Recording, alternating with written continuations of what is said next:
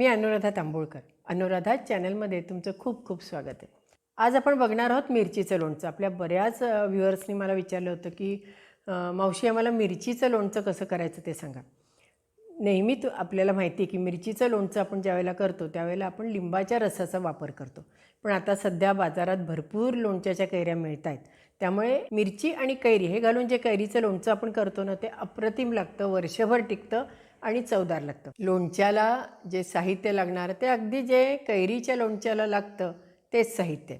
चला तर मग त्याकरता काय काय लागतं ते बघूयात. आता आपण लोणच्याला 1 किलोचं माप घेतलं, म्हणजे 1 किलो आपण मिरची घेतली.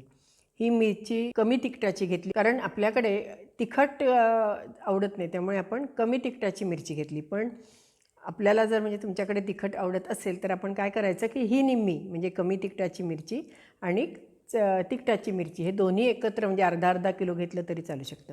आता तिखटाची मिरची आणि ही मिरची याच्यात कसा फरक ओळखायचा. साधारण तिखटाची हिरवी मिरची असते ना ही गडद हिरव्या रंगाची असते, म्हणजे डार्क हिरव्या रंगाची असते, आणि ही जी असते ही साधारण पोपटी रंगावर असते. ही कमी तिखट असते आणि ही तिखट असते. अशा आपण दोन्ही अर्धा अर्धा किलो घेतल्या तरीसुद्धा चालू शकतं. बाजारातनं मिरची आणल्यावर ती स्वच्छ पाण्यातनं मी खळबळून घेतली. कापडावर जवळजवळ 4-5 तास सुकत ठेवली. ती पूर्ण कोरडी झाल्यानंतर त्याचे असे 2-2 तुकडे केले आणि त्याचा जो देठ होतं तेही काढून टाकलं. नंतर ही लोणच्याची कैरी आहे, हो की नाही, ही सुद्धा मी बाजारातनं आणल्यानंतर स्वच्छ धुवून कोरडी करून घेतली.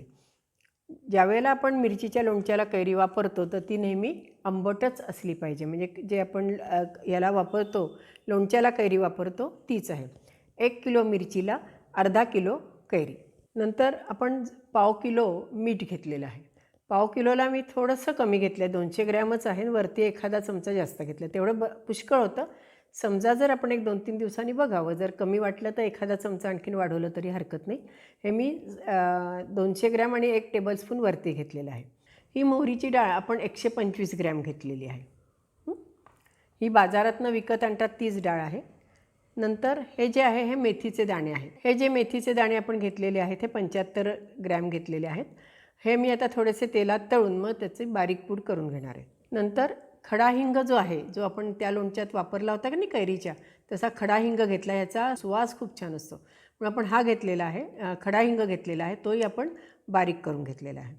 हा अंदाजे 2 टेबलस्पून आहे. 1.5 टेबलस्पून आपण हळद घेतलेली आहे. नंतर हा जो मी घेतलेला आहे तयार लोणच्याचा मसाला आहे, कुठल्याही कंपनीचा घ्या. आता मला इथे केप्रचा मिळाल्यामुळे मी केप्रचा घेतला, पण सुहाना आहे किंवा आणखीन वेगवेगळे कंपन्या आहेत, त्या कुठल्याही कंपन्यांचा जो आपल्याला जवळपास मिळेल तो एक पॅकेट फक्त आपल्याला या लोणच्यात घालावं लागणार आहे. ही जी कैरी आहे, आपण जी मगा लोणच्याची कैरी पाहिली ना, ती काय केलं मी साल काढून त्याचा किस करून ठेवला. साधारण 1 किलोभर कैरी असेल तर त्याला एक 150 ते 200 ग्रॅम मीठ लावून ठेवून द्यायचं. ज्यावेळेला आपल्याला वाटली डाळ करायची असेल किंवा काय असेल तेव्हा ह्याचा उपयोग होतो. तर ही आत्ता जी इथे किसलेली कैरी आहे ती अर्धा किलो कैरीचं आपण किस करून घेतलेलं आहे. आपण पहिल्यांदा मेथी बारीक करून घेतली, थोडीशी तळून मग ती बारीक केली गार करून. नंतर त्याच्यात आपण आपली जी मोहरीची डाळ आहे ती घालणार आहोत. त्याच्यात आपला 1 पाकीट लोणच्याचा मसाला आहे तो घालणार आहोत.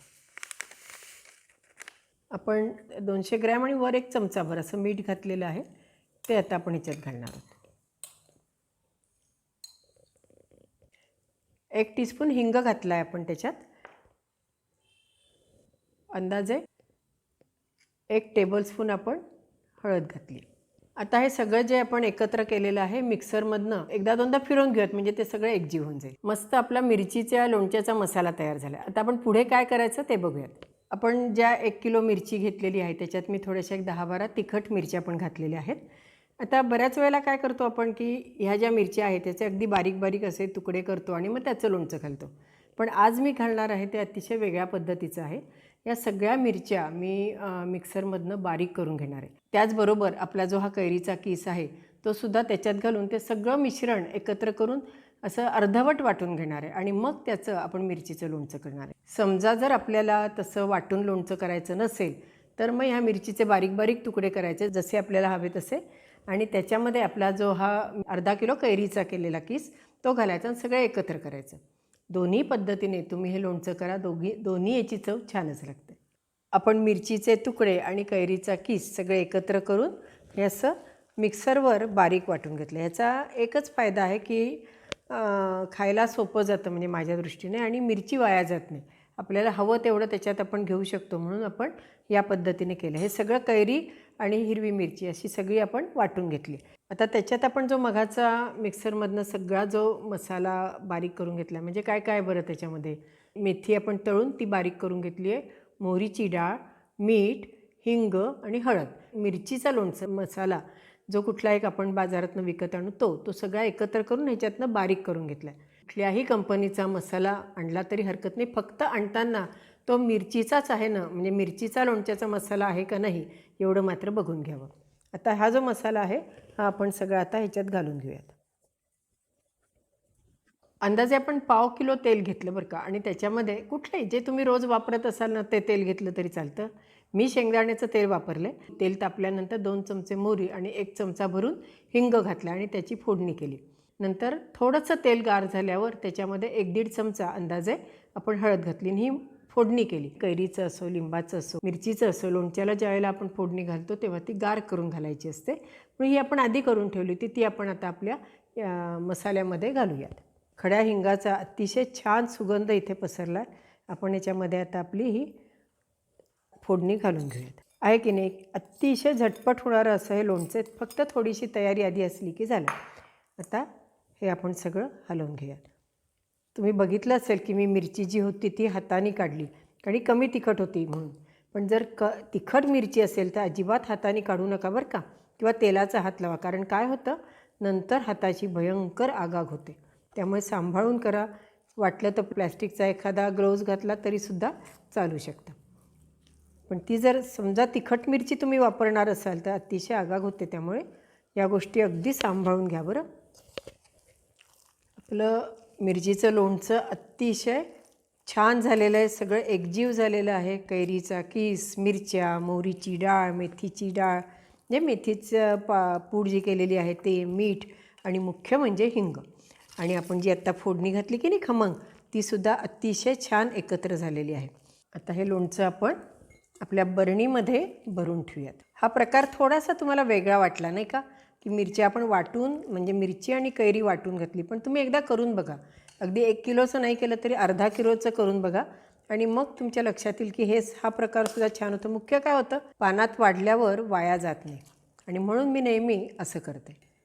आपलं छान मिरचीचं कैरी घालून केलेलं लोणचं तयार झालं आहे. ही बरणी भरलेली आहे, आणि शिवाय हे रोज वाढायला म्हणून मी आपण लोणचं वेगळं करून घेतलं.